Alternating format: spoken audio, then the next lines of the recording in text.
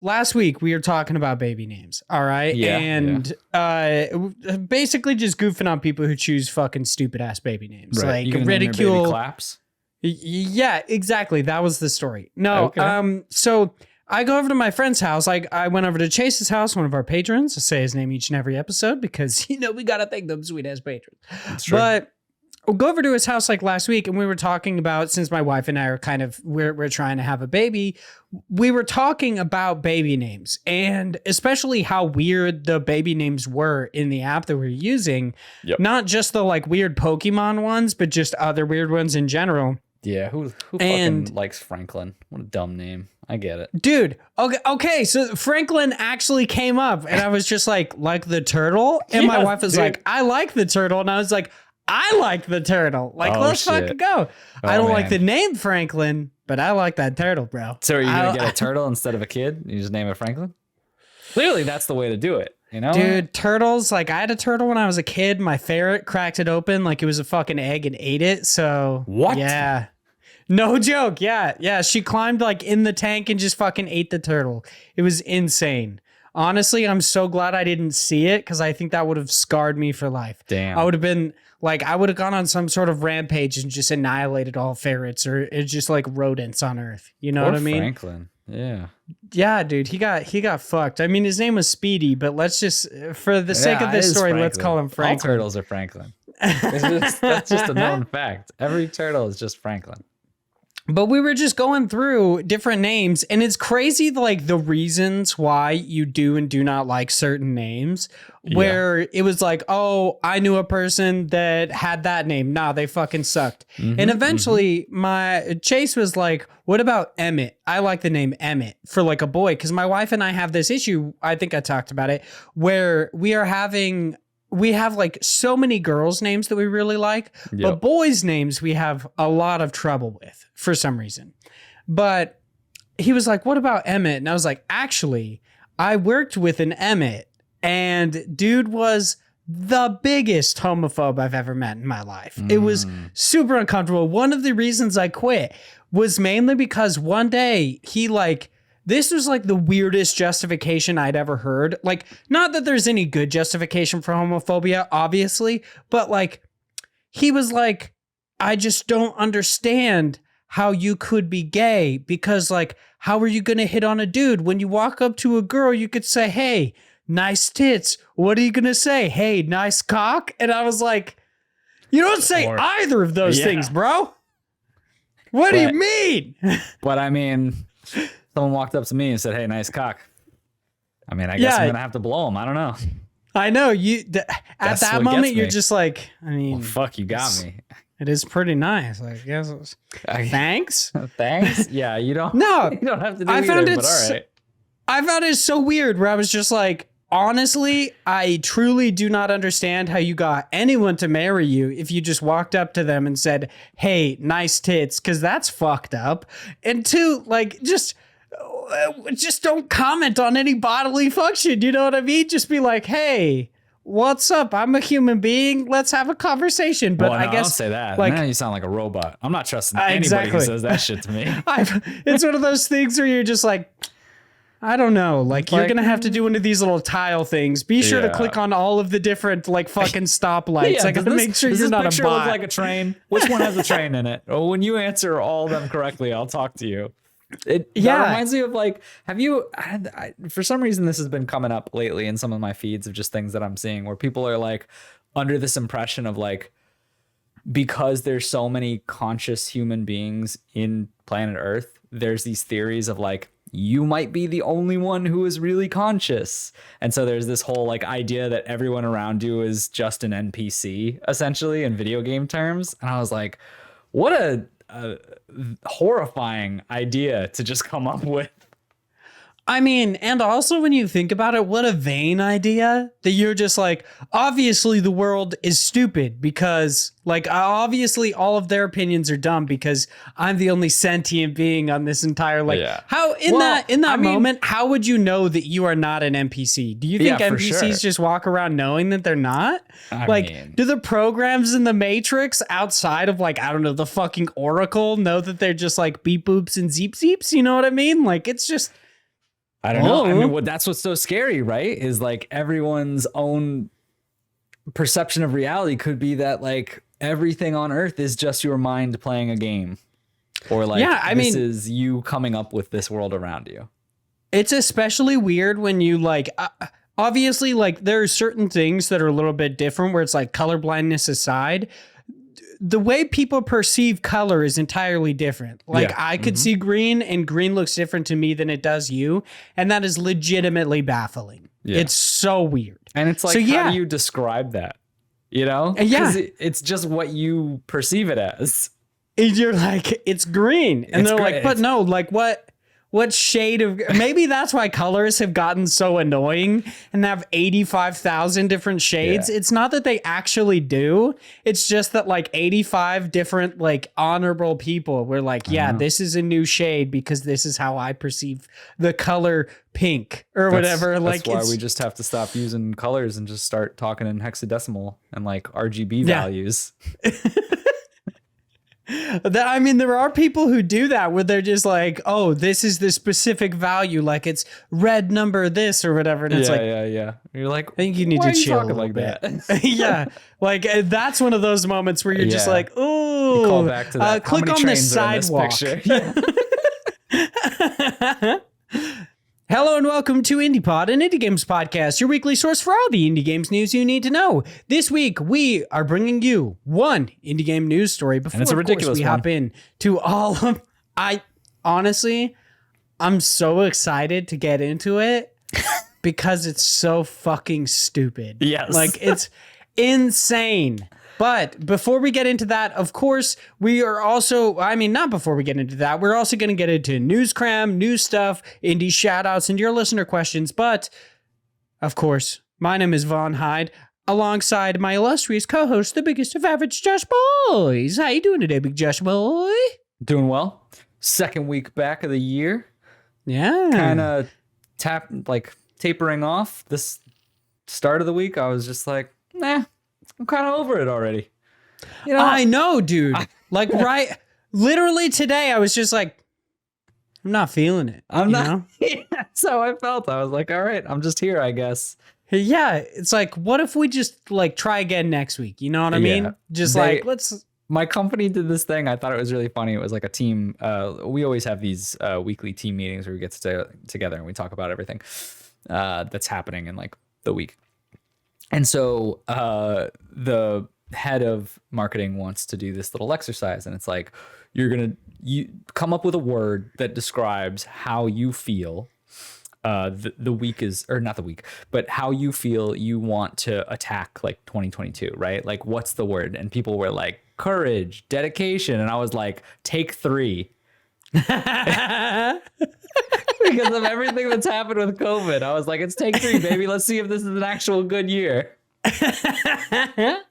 Dude, I do love those where it's just like, you can see who's got like how far people's lips are from their boss's butt cheeks by the word that they choose. And like that person who said courageous, you know that they're just like, you know what I mean? They're like deep in the booty hole where it's just like, bro, let's be honest here. This year's gonna suck. Like, let's just be real. Well, based on the last couple of things we've had in just the 10 days of this year, it's raring up to be a good one. Let me tell you that. Yeah. I mean, freaking Bob Saget died. Dude, that was insane. Bob Saget, 65 years old. To be honest, not a big fan of Bob Saget or Betty White. Don't really care. Oh but my God. like, Betty White sucks that a human being died. Yeah, you know what I mean? It does. It is interesting though, because like I think it's so crazy when I'm seeing all these articles that are talking about it, obviously, and people like comments that are like, oh, 65. How did he die? How did he die? Must have been drugs. And I'm like, the dude's 65. Like, you could just die at 65. Yeah. Like, I don't know why people are like freaking out. I'm like, it's, you know, some people get to be like Betty White and are 100 or almost 100, but like other people just might not make it based on life choices or random health issues that come up. Yeah. Like, I don't know. He could have had like a fucking congenital heart defect or some shit. Like, but also could be meth. He was in Florida. Who knows? A bro could have like fucking Elvis'd it and actually died on the toilet. Like, nobody knows. It's whatever, you know? What are you going to do? Moving on. Of course, we got to go through our housekeeping before we get into what we've been playing. This week, check out our developer interview with Miro Straka. That's right. I believe. That's right. Of Straka.studio or just Straka Studio. I don't really know. They're the developer of Loot River. That interview is going live on Wednesday, January 12th. So be sure to check that one out. Of course, each and every Wednesday, you could check out our awesome developer interviews. Big Josh Boy puts a lot of time and effort into them, and they're absolutely fantastic. Thank you. So make sure to check them out every Wednesday. While you're doing that, might as well. Like, I'm assuming you're near some sort of device, like a fucking Nokia flip phone that you could access the browser. It's like the first one that you could ever do that. You pop in there, you go to Teespring, you find fucking IndiePod, and you pick up a t-shirt. Like, this t-shirt is available. I had to put this t-shirt on because for some reason, my fucking camera will not recognize any dark colors. It's absolutely absurd. But you're too white. Be sure to pick those up. I know it's like your skin is too pale. It's like starting to basically like judge my fashion sense. Yeah. Where it's like, I really you can't pull that off. It's not great for your skin tone. You know what I mean? Just like, how about you go change? Yeah. So thank you so much, Logitech Brio. You are a straight up asshole. Also, head over to YouTube, type in IndiePod. You could easily find these episodes on video. Leave us reviews on any site in which you could do so, specifically iTunes and Spotify will help us out a lot. And lastly, thank you so much to all of our amazing patrons at the $3 tier or higher. Woo-hoo. If you give us any amount of time or any amount of your money, we absolutely love you and we thank you so much for it. But of course, we got to run through these $3 patrons. So thank you so much to Ryan, Ethan, a gamer for fun, John, it's just John, bro. Zach Durham, Chase Hopkins, Philip Redshaw, the one bet of Australia, and Sam Fillion from Canada. Thank you all so much. You're all so amazing. And Big Josh Boy, you have finally been playing some Hotline Miami by Dennaton Games. I'm so bad at reading, obviously. Yes, I'm pretty sure it's but Dennaton. Like, how you feeling, dude? Considering I'm assuming you've been to Miami, is this an accurate depiction of it? Like there's people just animal masks running around murdering each other? Killing each other. Dude, it's nuts. Just guns flying everywhere, dogs trying to attack you. It's pretty crazy.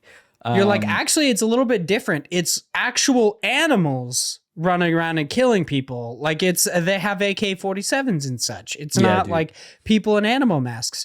All right. But what do you think about the game?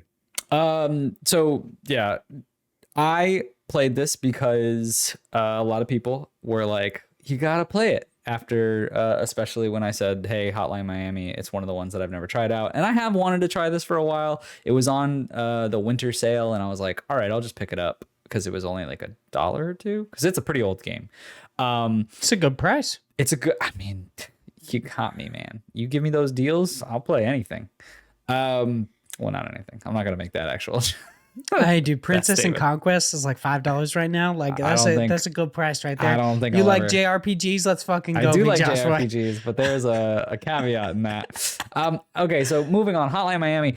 This is actually, like, I'm not going to go too far into it because it's a pretty old game. I think people know it. But honestly, I just wanted to give like a quick update on it. I'm about like halfway through it. I'm actually really digging it. It's a lot different. So like we're going to talk a little bit later this month about my impressions on my friend Pedro in our like book club. But quick, like before we even talk about it, I wasn't as crazy about my friend Pedro. It was good, but it was like a little meh. Whereas Hotline Miami has, I feel like, the same kind of mentality of just like shoot, kill and just chaoticness.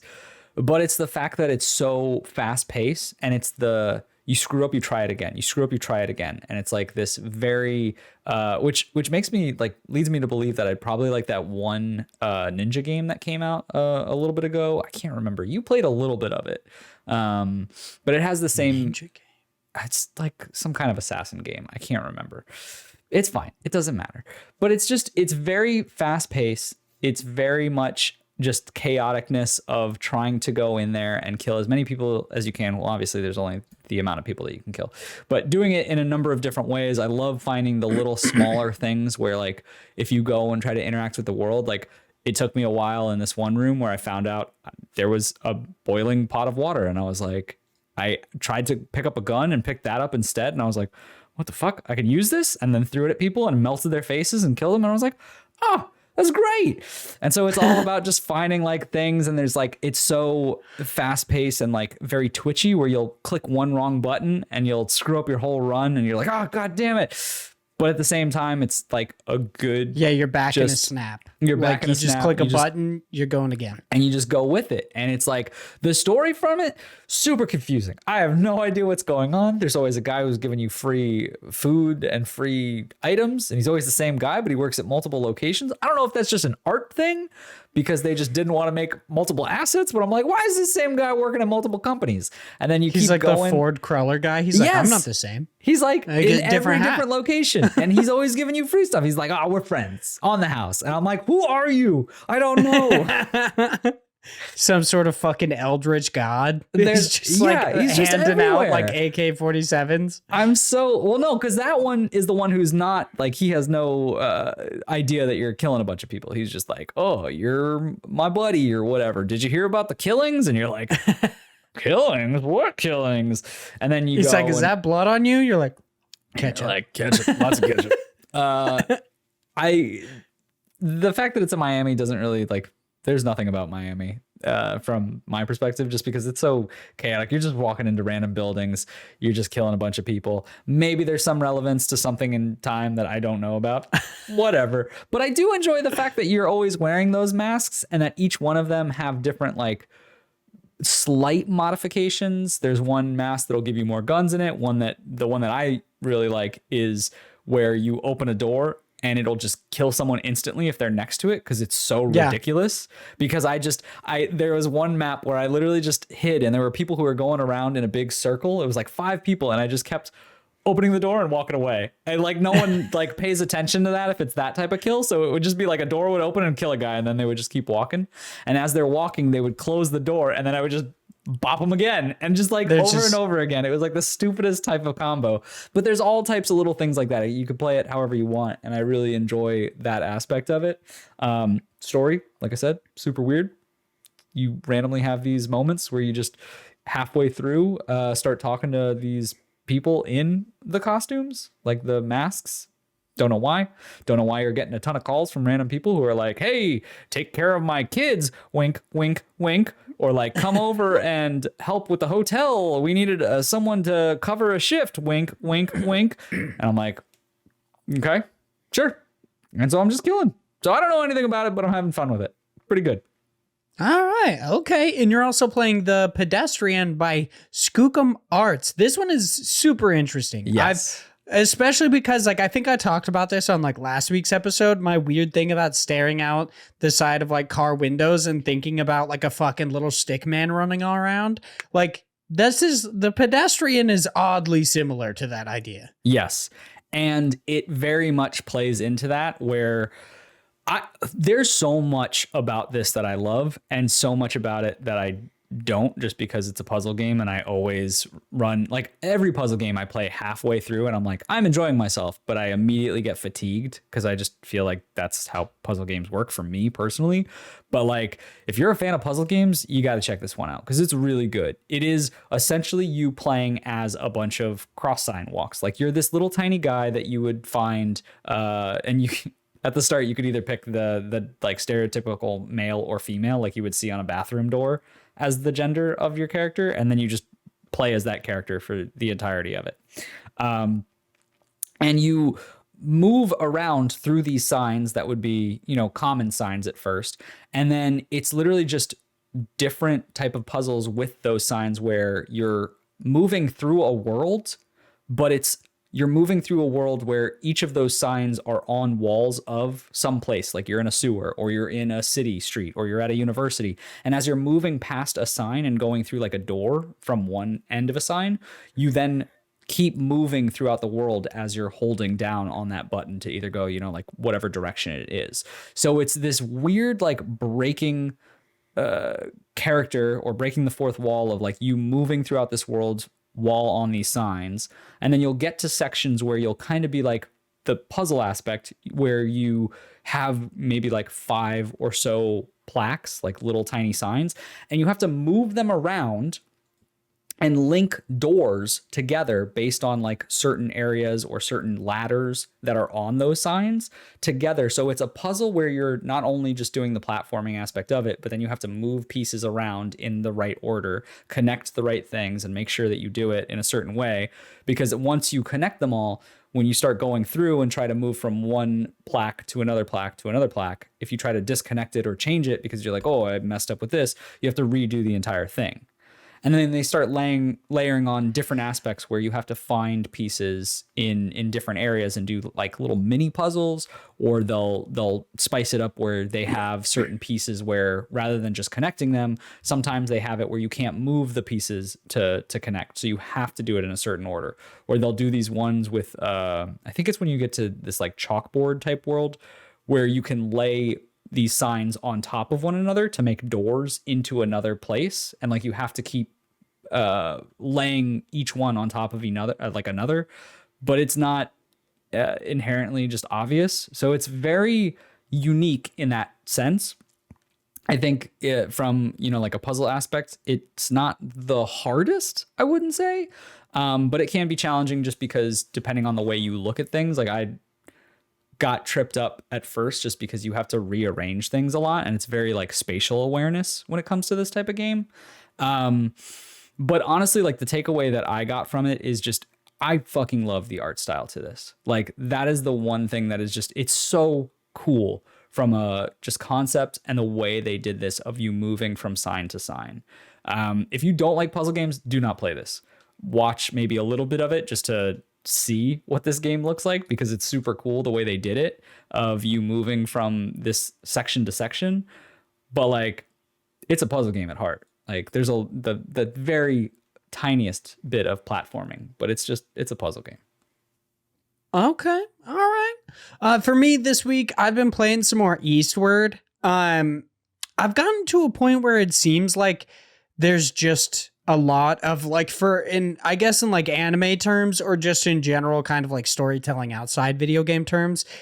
It seems like there's a lot of filler in this game where you just start doing miscellaneous crap for really no reason. Like there's like no rhyme or reason as to why I needed to go to this casino or why I needed to do this or that. And it's getting a little bit tiresome, especially because I was so excited to finally get to like this story. So excited to finally start learning about what's up with Sam and what's up with these harvesters and shit. And then it's just like, yeah, you're just in New Dam City doing some fucking weird shit. And I'm like, I get it, but also like, come on. I just want to know what's fucking happening in this game.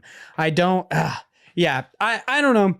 I'm going to keep playing because I think it's fun, but yeah, it definitely ebbs and flows with me where I enjoy it, but I'm really in it for that story because I don't think the gameplay is anything special, and that story just disappears for long periods of time. And I'm like, okay, whatever. Yeah, that's fun. But yeah, that's all I really have to say about it. Not too much more. So let's head into our first news story and our last news story of today. This one is written by Kate Gray. It's over on Nintendo Life. Just got to say real quick, okay? We haven't seen Liam Doolin all that much. Like, he's doing well. We know that because we've seen him on the Nintendo Life. But Kate Gray, I was going through. This people's like, they're writing a lot of shit. They're writing a lot. Okay, the new Liam Doolin. Yeah, Kate Gray going to be the new Liam Doolin. Maybe we'll eventually get them on the show because Liam did not have good enough internet to come on and be joked at, basically. I think that was just an excuse. I know. He like watched an episode. He's like, oh. He was like, I'm not going on a fucking show. I'm good. Like maybe he was just intimidated by you. He's like, man, that's a cute boy right there. I don't know. Like, that's gotta be it.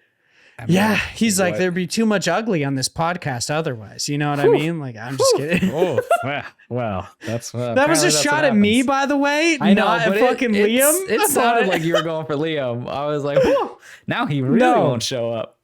You're like, please tell me how you really feel. No, that was definitely about me, but I realize now that was not necessarily the case. So the news story is that fucking okay. I'm not even really gonna go into this news story because it's so fucking stupid. I gotta be honest. But like, this was reported on by like every fucking outlet I came across. They were like, hey, guess what? The Pope inadvertently listened to Megalovania. And I'm like, okay, what's the news story here? And it's like, here's the biggest travesty of all of this. It's not the fact that like seemingly people didn't want to delve in and get different indie news stories or that there's like a dearth of indie news stories going on right now. The biggest issue with all of this is that looks like the most boring circus I've ever seen. Bro, like when you going in front of the Pope, why are you juggling? Why is that the first thing you shoot to is to juggle? I mean, maybe I just didn't see the hour before where they were doing all the cool, like, I don't know, fucking Cirque du Soleil shit. Like they were doing some awesome stuff, but this Megalovania part is so fucking boring to the point where I was like, where's the circus? Like, I don't know. I guess it's like off to the side and it's just like two people. There's a band playing Megalovania and then there's just some guy sitting there juggling. I'm like, whoa, amazing. I can't believe it. I do think fucking dumb. It's very, I mean, we should probably talk about the actual story so we give context, but like, I think this is super weird because he didn't ask, like, did he ask for this? Like it's, people are coming to one conclusion and I don't think it has anything to do with his interest. From what I understand, so all of this kind of stems off of like a 2016 joke wherein like YouTuber MatPat apparently interviewed the Pope and gave him a copy of Undertale because it was like meant to represent how far games have come and how they kind of bridge the gap between like what would be thought of the violence of video games because they at the time were thought of as being super violent. I mean, they just like whatever they were thought to be like making people violent. So MatPat was like, no, I'll show you again, whatever, give him fucking Undertale. And it became a meme after that, to which like fucking in 2022, the Pope just happens to like, it seems like during this, so it says, fast forward to January 5th, 2022, Pope Francis held a general audience, which he does every Wednesday to greet pilgrims. This one was a little different though, because around 1 hour in, he would be treated to a jazzy little performance of Megalovania. And it's like, there's just a performance going on and they happened to fucking perform this song and everyone's like, what? Oh my God. The Pope and Undertale are like the same thing again. It's like he loves Undertale. And I'm like, bro. Like, does he though?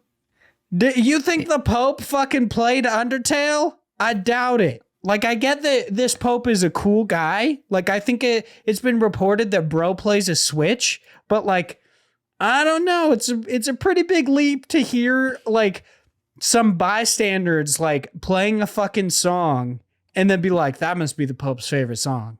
Like, it's like when you walk down the street and like there's like a busker or whatever whatever the term actually is for that. And it's just like, oh man, you must really like fucking, I don't know, like 9 Inch Nails because some random dude on the street was playing it when you walked by. It's like okay, I don't know. Yeah, it's super. Yeah. Like, I don't think the Pope goes about and handpicks every song they're gonna play in this meet. I don't think he has any idea what they're gonna play. And also, there was an hour earlier of all kinds of songs that were played. Why aren't we like, the Pope fucking loves this one band and he also is a musician and can fly, like all kinds of random shit. Like, who knows? Like, the Pope is a big fan of thick bitches and anime titties. Like, I don't know. What's big happening? waifu fan. That's what I hear. I mean, it's a really weird story. I get that people are trying to really hardly grasp at some roots that aren't there and connect the dots of this. But like, until the Pope is like, yo, check out this Undertale, pretty good game, then I'll be like, fuck, all right, Pope, like, what's up? the Pope rolls up his sleeve to show a fucking dope ass Sans tattoo. And then like Megalovania plays and he just like jitters off the stage in a weird, like creepy ass eldritch way. What? Yeah. Then I would be like, yeah, he's a fan of Undertale. Okay. And also all right. very strange. Yeah. I Dude, you best believe the fucking like tippy top of the Catholic Church has some sort of paranormal ability. You know, he could jitter. If there's one person on earth that I believe could phase in and out of existence, it would be the Pope. You know what I mean? All right. Lizard people are among us, Big Josh Boy. That's all I'm saying. Huh?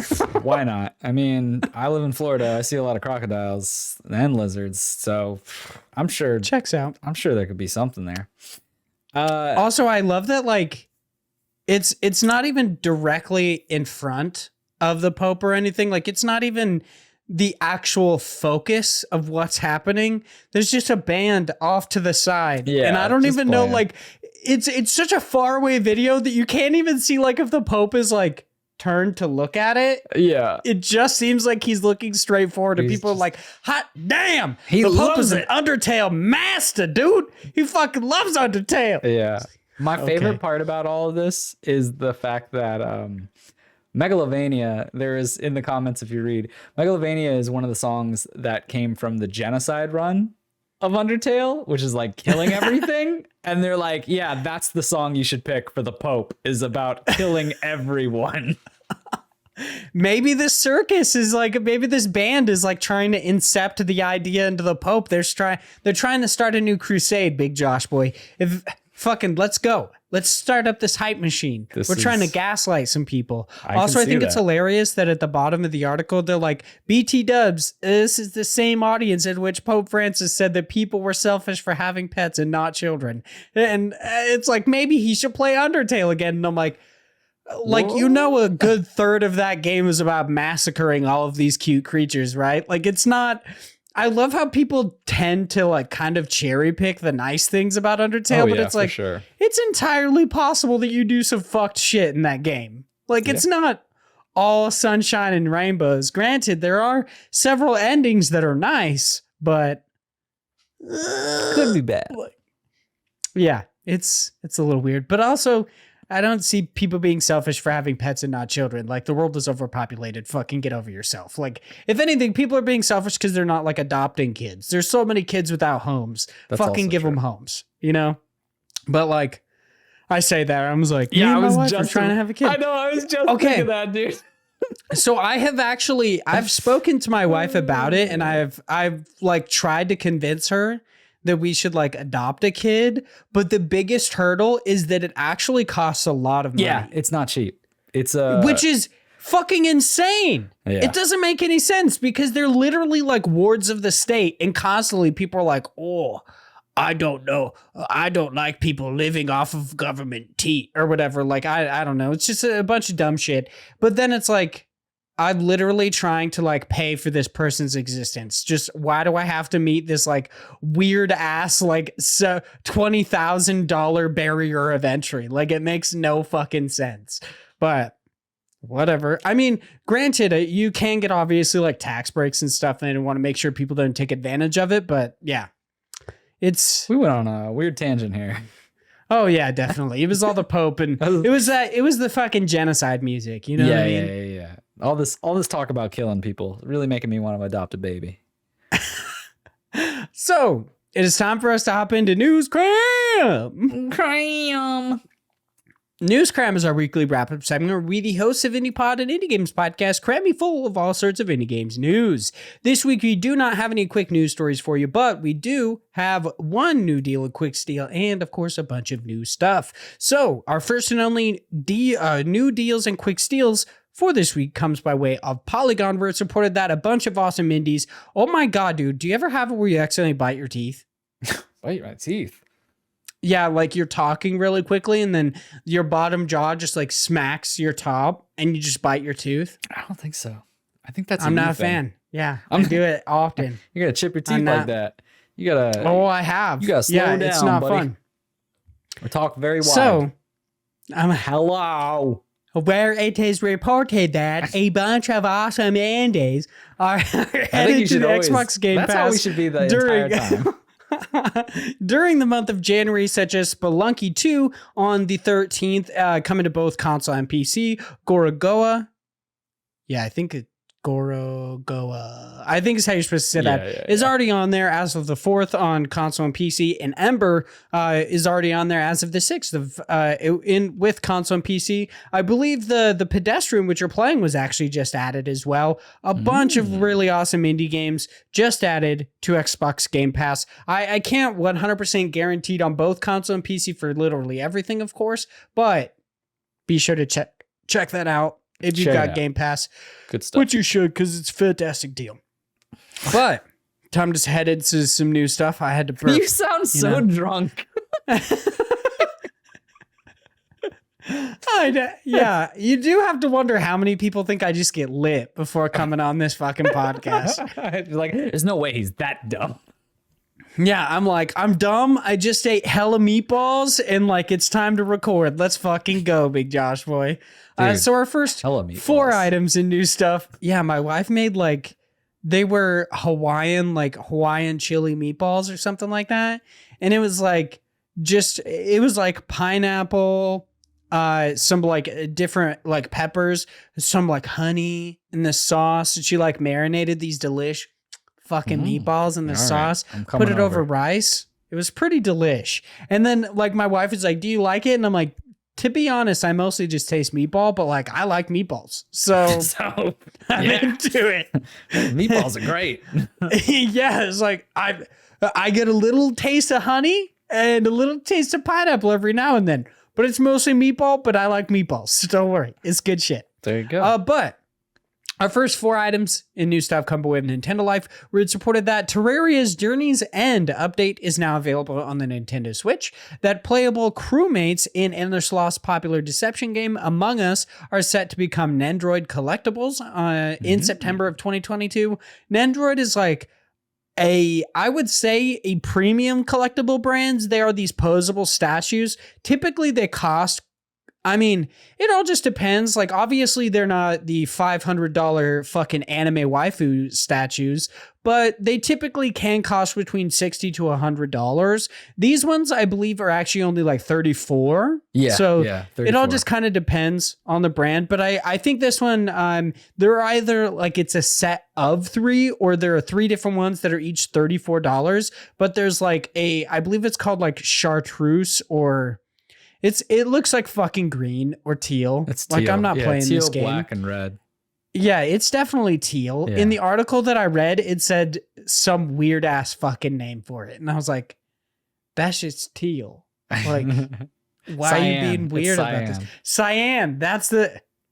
No, it's fucking teal. Leave me alone. You know? It's cyan. And yes, each one is $34. Oh, there you go. That visual novel, Arcadia Fallen by Gladra Studios, is now available on the Nintendo Switch, and the puzzle platformer Watermelon Blocks by Mira Games is now available on the Nintendo Switch. And lastly, over on IGN, it is reported that action RPG Nobody Saves the World by Drinkbox Studios is headed to Xbox platforms, meaning Series X, S, Xbox One, as well as PC via Steam on January 18th. It's also available on the Windows Store, but that's kind of it's coming to Xbox platforms, so whatever. Yeah, all sorts of fun stuff. Yeah, you excited, Big Josh boy? I saw that you're trying to get people to make this our fucking next book club. I want this to be our next book club. I'm trying. It's all right. I like the demo. I want to see more of it. I think they'd be into it, because it's not a walking simulator. It's true. Phil has gone on the record saying that he will straight up murder me and or everyone else on Earth if he has to play another walking simulator. Yeah. So no walking. There is walking. Yeah. But there's more buttons that you can press. So okay. Good game. All right. So it sounds like we'd be in that little safe zone. Yeah. I'm always looking for a safe zone here. So, Big Josh boy, I'm continuing with this lazy fucking segue until I eventually write a new one. We've been blessed with so many amazing indie game news stories that it is time for us to get back to the creators in our next segment. This is where me and Big Josh boy find all sorts of indie games just around the world of the games industry, and we talk about them. These are our indie game shout outs for this week. Shout out. Big Josh boy, what's your shout out? I just like headbutted my mic. Fun stuff. So mine today, last time, I'm going to try to like go back and forth between games that are actually out versus games that aren't out, because I think it'll be nice to not only be like, hey man, there's a game coming out eventually, right? So I chose a game that's been out for a little bit of time now. This is one called Webbed. It is a game where you play as a spider. It is based on you slinging web and very like Spider-Man, you know, just going from one area to the next and propelling yourself using, I think it's real physics-based engine, so that the web and things like that you're shooting out can also hold things and you can propel yourself through different areas. And I also just watched the entire playthrough of it from a speed run, because GDQ is back and I love GDQ. And I was like, this is a cool little game. Obviously, anyone who plays it and picks it up would not play it the same way, because this was completed in like 19 minutes, whereas I think it's like a couple hours you're supposed to be playing for. But you know, we all can't be these crazy speedrun masters. Instead, just be a cute little spider boy who's shooting webs and also shooting lasers for some reason. Why not? Damn. Okay. Yeah. All right. I see that there's a skateboarding Santa, you know, like there's some crazy shit in this game. You do have to love that. Like, I'm pretty sure there's somebody out there who's already said this, but like the swinging in this game looks better than the fucking Spider-Man in Marvel's Avengers. You know what I mean? Like the Square Enix's Marvel Avengers game. So like, yeah. Everybody just pick up fucking Web. Do you know what I mean? It's only $10 over on Steam. Only $10. You get to feel like Spider-Man with a gun. Oh shit. What more okay. you want? You always wonder why Spider-Man doesn't carry a pistol. It's like, bro, why are you punching people? Just fucking gat them. You know what I mean? Why? Taking too long. Speaking of just gatting people, my indie shout out for this week is a game that came out at the beginning of September. It's called Century Age of Ashes. It's a game we saw way back when. I think it was originally revealed at the Game Awards 2020. So it's been, you know, a little bit over a year. But me being a big fan of things like Aragon when I was a kid, and like, I mean, the book was cool. The movie was cool. Obviously, I know it's but now, but the movie was cool. And I even played the game based on the movie. There was a game? Which is, yeah, it was a really not good game based on the movie, but I played it. And so when Century Age of Ashes was originally revealed, I thought it looked so, so cool. The art style is really, really crisp. It looks fucking awesome. And it's got some dope ass fucking combat. Like, it seems really, really cool. And from what I understand, hearing people talk about it, you play like multiple different classes. So these different classes, like your dragon actually controls a little bit differently, and you have different abilities. Plus there are different gameplay modes where it's like, sometimes it's just kind of like a TDM where you just kill other dragons, but other times you can be like, the objective is to go through like rings as well, and kind of like a capture the flag scenario. So I think it seems really cool. It's free to play from what I understand on Steam. I don't know about like everything else, but yeah, Century Age of Ashes. If you've got some time and you want to check out a dope ass fucking like dragon game, check it out. Yeah, it actually looks really cool. I love how they have the different dragons that have like specific abilities around protecting your other team. Like, it's a very cool team-based dragon game, which seems weird. Like, don't see it a lot, but I can see this being, especially if you get really into it, a very competitive and fun time. Yeah, I definitely agree.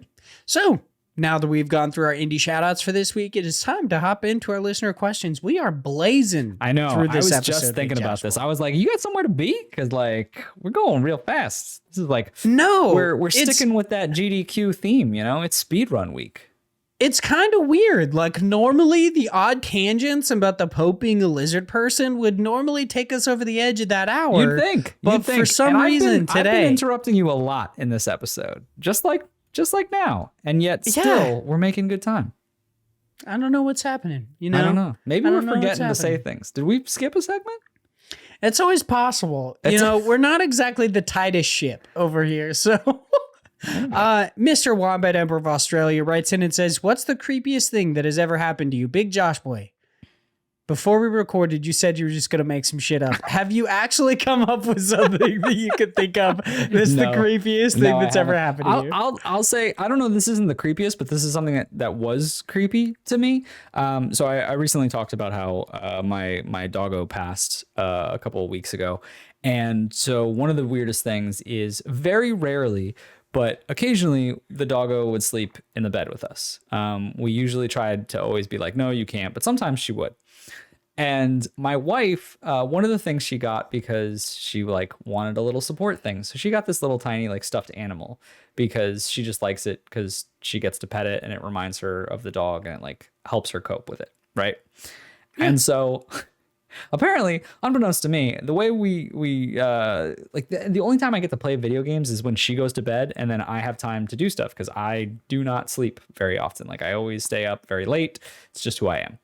And so I went to bed and I got in and she had the little stuffed animal in the bed and I like put my hand down and it kind of like fell on me and I thought it was like the dog or like a big rat or something.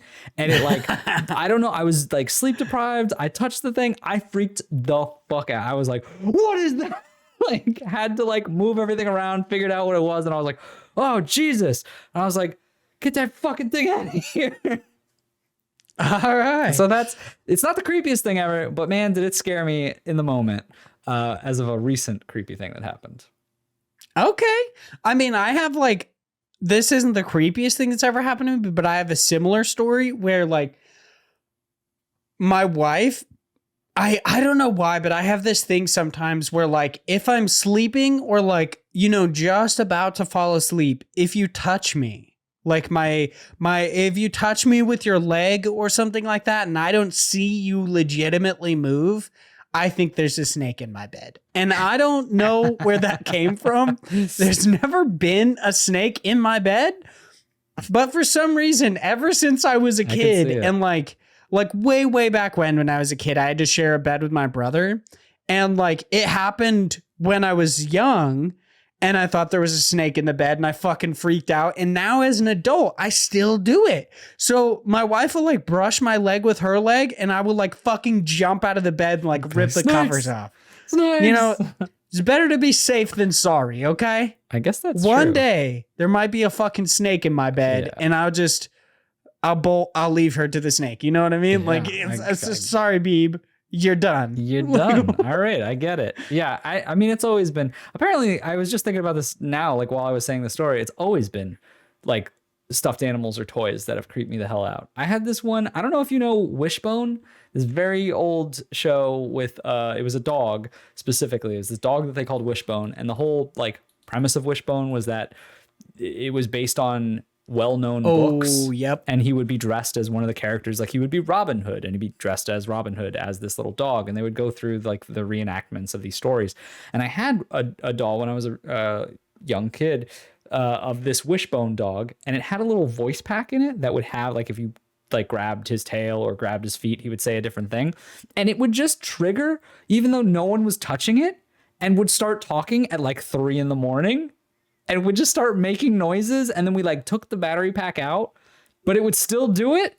And we did not understand why. And it's the weirdest friggin' thing. I don't know what that dog was possessed is the only thing I can think of. That's some fucking poltergeist shit, dude. Like, yeah. It's always stuffed animals or toys. Like, get these fucking toys out of here. I don't trust them. I don't trust them.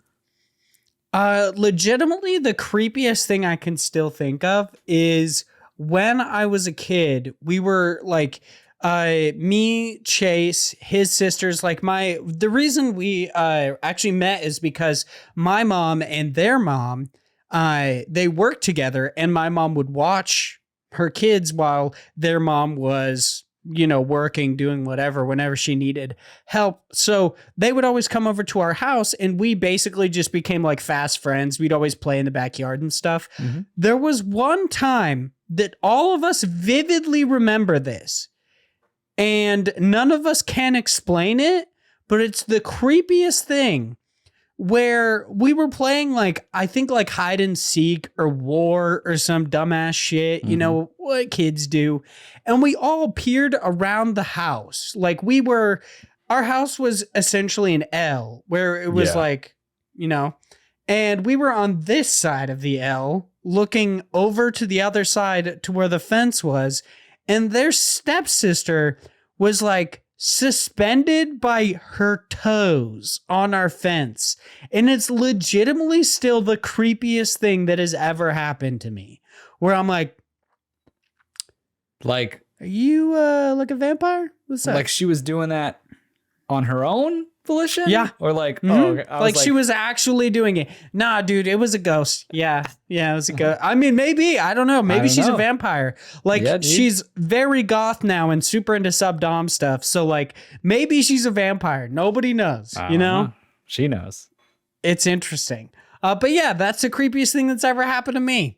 It's a little bit weird. Or like, you know, when you wake, like everyone knows when you have brothers and stuff, you wake up, you got somebody's like ball sack or butt cheeks like an inch away from your face. It's whatever. It's fun stuff. Stuff. That's what I define as fun.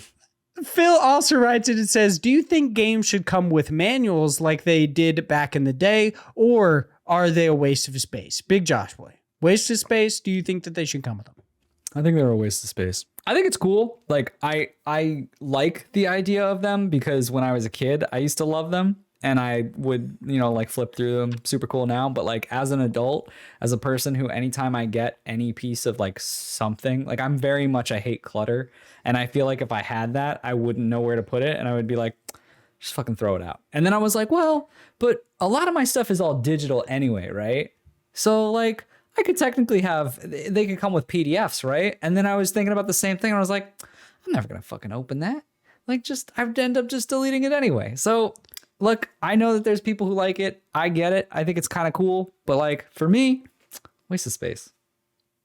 I think it was like, so the waste of space thing I find funny because the space is there. It's always been there. It's not like they've never utilized that space appropriately outside of a fucking like outside of a manual. But I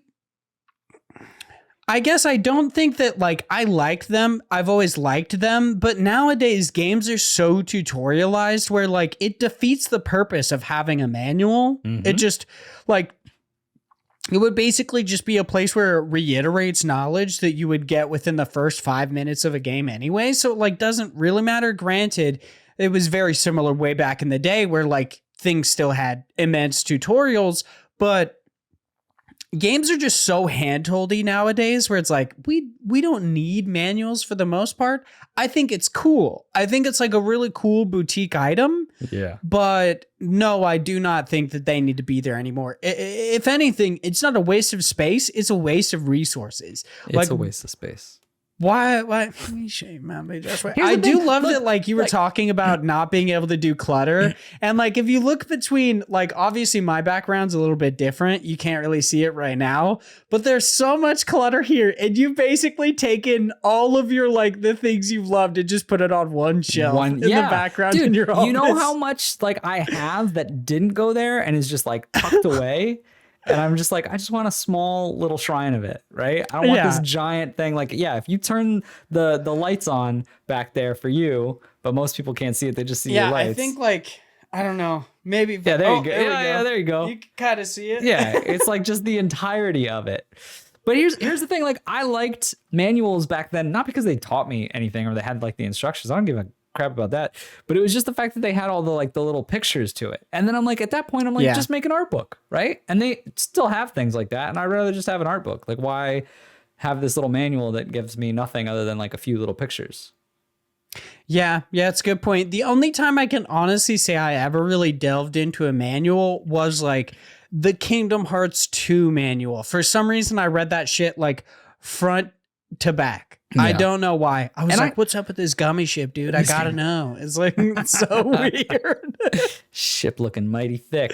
I think that games like the Metal Gear Solid games that had you have to use the manual to understand some dumb fucking shit in their manual. Yeah, certain parts of the game where you'd have to actually be like, what do I do? And then you'd look in the instruction manual and there would be some kind of reference to it. I think stuff like that is super cool, but there's definitely different ways to do that, right? Like, yeah, I just don't.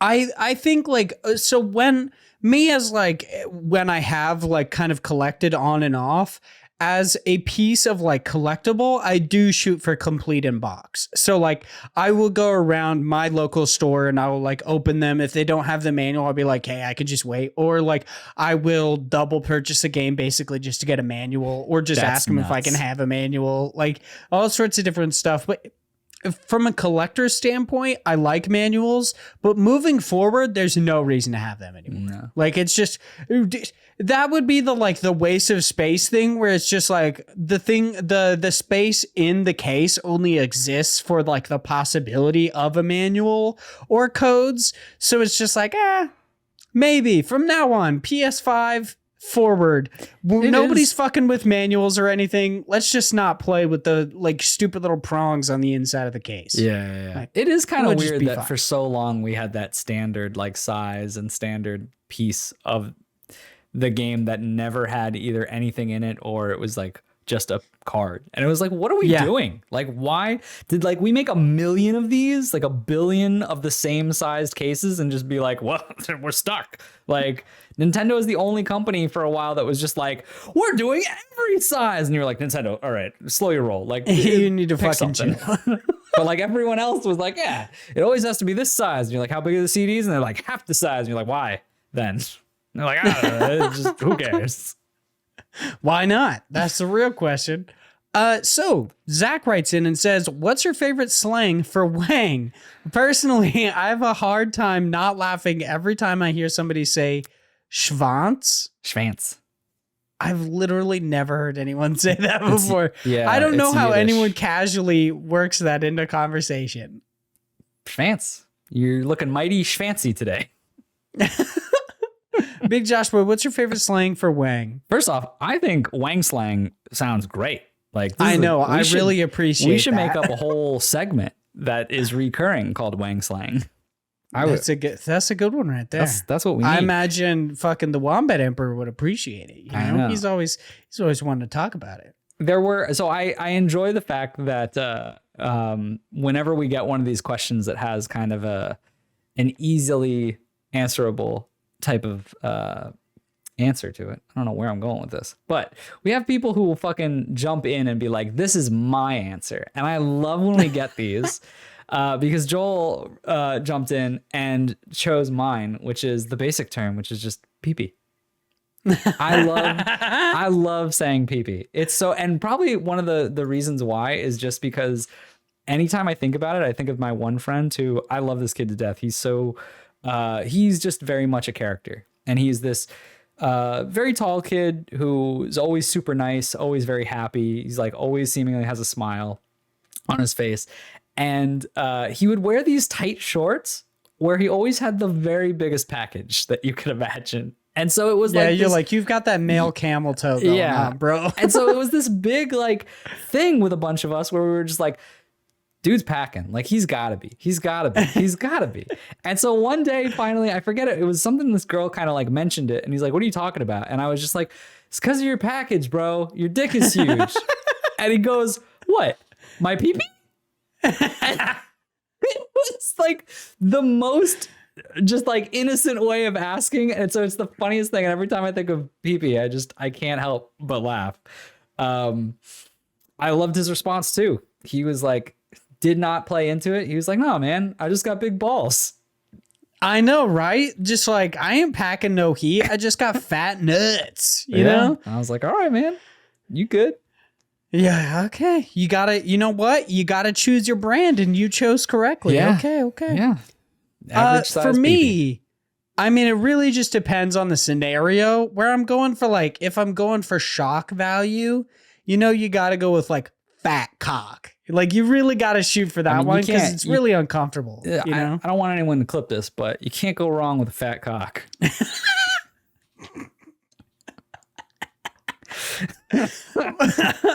But I would say my favorite is just kind of like the innocence of chub.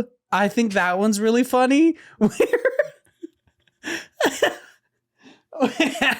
It's just so dumb to the point where, like, My wife and I now will just like casually bring up chub as like an innuendo. Like there's this gigantic like weird tube of meat that she buys at the grocery store. It's like sketch meat, but I hate like those. Always... she buys this gigantic thing and we call it a thick chub. And it's just like, I don't know why it's just so funny. God. But very gross.